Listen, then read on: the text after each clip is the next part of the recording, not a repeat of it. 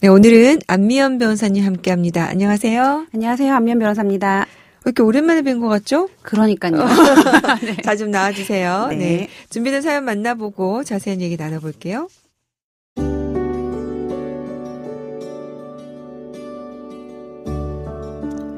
결혼 전 저는 부모님이 전셋집을 마련해 주셔서 직장 생활하는 10년 혼자 살았습니다. 그러다 보니 가구나 가전제품 대부분을 가지고 있었죠. 결혼할 땐 제가 전세를 끼고 사둔 아파트가 있었는데요.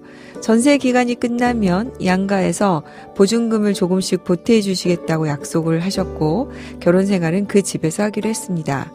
이사를 할 거니 혼수는 새 집에 들어갈 때 하기로 했고요. 그러니까 아내는 맨몸으로 시집을 온 겁니다. 사실 그때는 몰랐습니다. 설마 돈이 없어서 이사도 미루고 혼수도 미뤘는지 정말 몰랐습니다. 결혼 후 생각보다 빨리 세입자가 집을 빼겠다고 해서 저는 오히려 잘 됐다고 생각을 했죠. 양가 어른들께 조금씩 도움받아 이사를 가자고 했습니다. 그런데 아내의 태도가 이상했습니다. 전혀 이사를 반기지 않는 겁니다. 그 후 장인 장모에게 넌지시 이사 문제를 말했는데요. 두 분은 전혀 모르시는 겁니다.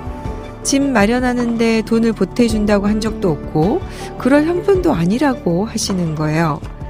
알고 보니 장인어른의 사업이 어려워지면서 두 분에게 억대의 빚이 있다고 합니다. 아내는 돈은 자신이 어떻게든 마련해 보려고 했지만 대출이 안 됐다는데 돈도 돈이지만 저를 속였다는 게 더 화가 났습니다. 어쩔 수 있겠나 싶어 이사는 미루기로 했는데요. 그때부터 진짜 문제가 발생했습니다. 장인어른이 이번 달 이자를 내지 못해서 돈이 좀 필요하다. 장모님이 치과 치료를 하는데 돈이 많이 든다. 이젠 대놓고 아내가 제게 돈을 요구합니다. 아내도 직장에 다니지만 월급이 적다 보니 먹던 마련은 힘들겠죠. 돈 해달라는 소리도 듣기 싫은데 거절하는 것도 정말 못할 짓입니다. 거절하면 아내는 며칠 동안 눈물을 보이는데 이젠 솔직히 화가 납니다. 결혼 3개월 차에 처가의 빚을 알게 되고 3개월 동안 늘 불편한 마음을 안고 있습니다. 처가의 빚은 몇 년 안에 줄어들 금액이 아닌데 결혼 6개월, 혼인신고를 안 한 지금이라도 헤어지는 게 맞을까요?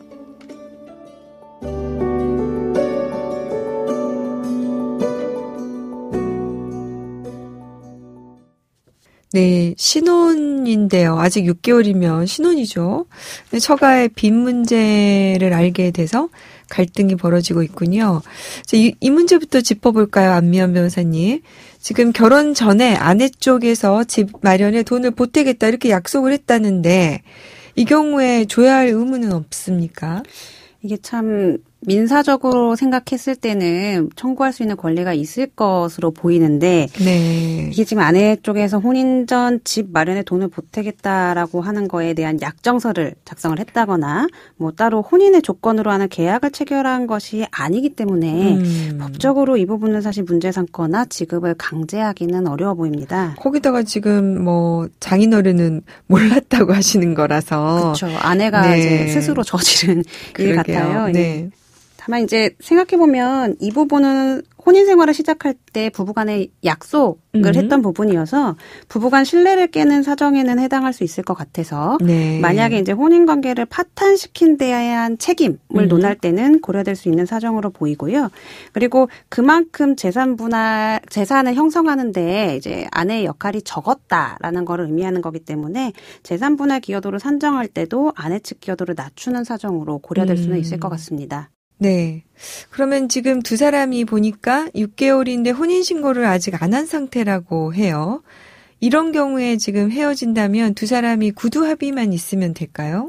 그 헤어지는데 어떠한 요건을 갖춰야 되는지는 일단 이 두 부부의 그러니까 부부의 형태가 어떤 상태인지를 먼저 봐야 되는데 일단 혼인신고는 하지 않았지만 뭐 결혼식도 하시고 6개월째 혼인생활 중이시니까 사실혼 관계로 보여요. 네. 당연히 두 분이 구두 합의하시면 사실혼 관계는 별다른 절차 없이 헤어질 수가 있습니다. 뭐 협의혼의 경우에는 법원을 거쳐야 되고 따로 신고해야 되는 절차가 있지만 이 사실혼 관계에 있어서는 따로 요구되는 절차가 없기 때문에 두 분이 헤어지시기로 합의를 했다면 그 네. 자체로 그냥 사실혼 관계는 해소된 게 됩니다. 그런데 이제 사실혼 경우에는 사실 이게 헤어진 건지 아닌지 좀 애매모호한 갈등 상태가 나타날 수 있잖아요. 네. 뭐 이럴 경우는 어떻게 하는 게 좋습니까? 사실혼 해소를 할 때는 뭐 정해진 요건 없이 헤어질 수 있다라고 말씀을 드렸잖아요. 그래서 그 변호사님 말씀하신 분쟁이 많이 일어나는데요. 대법원은 사실혼 관계는 사실상의 관계를 기초로 하여 존재하는 것으로서 당사자 일방의 의사에 의하여 해소될 수도 있다라고 판시를 한 바가 있어요. 그래서 두 사람이 반드시 헤어지자라고 합의를 한 경우가 아니더라도 어느 한 사람의 의사만으로도 사실은 사실혼 관계를 해소를 할 수가 있는데 네. 통상 어느 일방이 난 더 이상 안 살겠다 하고 집을 나간 경우에는 그냥 사실혼은 해소된 걸로 봅니다. 그때부터? 네. 네. 근데 이런 분쟁이 당연히 언제 사실혼이 해소됐느냐는 결국 그 파탄의 책임이 누구에게 있느냐 아니면 재산 분할을 언제 해야 되느냐 시점을 그 판가름할 수 있는 중요 기준이 되기 때문에 가장 좋은 거는 문서화를 해두는 게 가장 중요하죠. 그러니까 헤어질 때 헤어지더라도 네. 지금부터 좀 해소를 한다라는 부분에 대해서 뭐 이렇게 문서를 남겨놓거나 어쨌든 증거를 남겨놓거나 할 필요가 조금 있겠군요. 네, 맞습니다. 지금 결혼 기간이 6개월이에요. 상당히 짧은데 이럴 경우에도 재산 분할에 대해서 논의를 하게 됩니까? 판례의 경우에는 이제 혼인이 단시일 내에 파탄된 경우에는 아예 혼인 관계가 성립되지 않았다라는 경우에 준해서 혼인 예물이나 예단을 제공자에게 반환해라. 이렇게 보고 있어요. 네. 이거는 사실 재산 분할의 문제가 아니라 아예 혼인이 성립이 안 했기 때문에 원래대로의 그 재산이 있던 장소로 돌려보내라는 원상 회복의 문제가 되거든요. 네. 그런데 이런 단기 파탄이 적용되려면 혼인 생활을 영위한 것이 한 6개월 미만으로 아주 짧아야 돼요.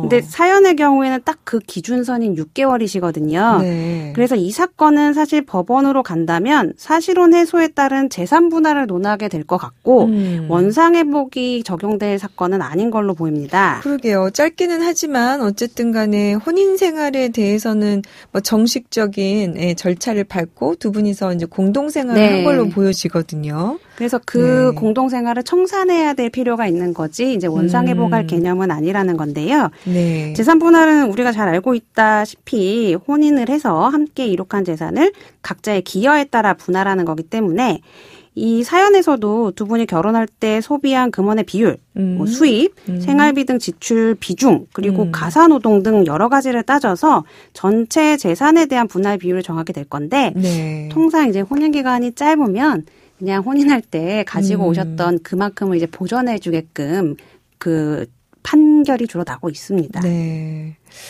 이게 이제 혼인신고가 안 됐기 때문에 사실 이제 혼인 해소에 큰 문제는 없는데요. 만약에 이게 혼인신고를 했다면 이렇게 이제 처가의 빚 문제가 드러난 거, 그리고 이것 때문에 혼인관계 유지하기 힘들다. 이런 게 이혼 사유로 인정이 될 수가 있을까요?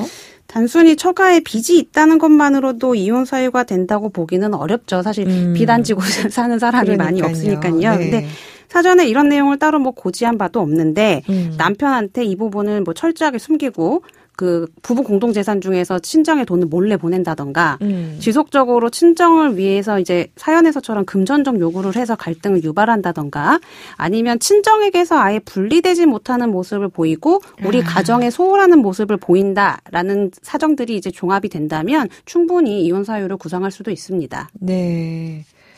이게 지금 사실 이제 두 사람 사이에 어느 정도 신뢰관계가 형성이 되었는지, 그 신뢰관계 형성에 누가 이제, 제대로 된 노력을 하지 않았는지 그런 부분인데요. 안타까운 게 좀 있네요. 두 분 사이에. 그런데 이제 예를 들어서 두 사람이 연애를 오래 하다가 이렇게 결혼한 거라면 이것만으로 이혼 사유가 되긴 어렵다고 볼 수 있지만 사실 또 이제 뭐 소개를 통해서 그렇죠. 뭐 단기간에 결혼했을 경우에는 이런 부분이 이혼 사유에 해당한다라고 볼 수 있을 것 같기도 하군요. 왜냐하면 이제 이런 사정이 어떻게 보면은 설명되지 않고 뭐 속였다고도 일방에서는 느낄 수 있는 부분이라서 통상 이제 조건을 이제 네. 따져서 이제 만나는 관계이기 때문에 네, 그럴 수 그럴 있죠. 경우가 있을 것 같습니다. 어쨌든 안타깝네요. 두 분이 어쨌든 이제 결혼 생활을 시작했는데 여기에 대해서 서로 사실은 요새는 이제 2030 세대들이 결혼하기도 어렵지만 또 굉장히 요새는 경제적으로 어렵잖아요.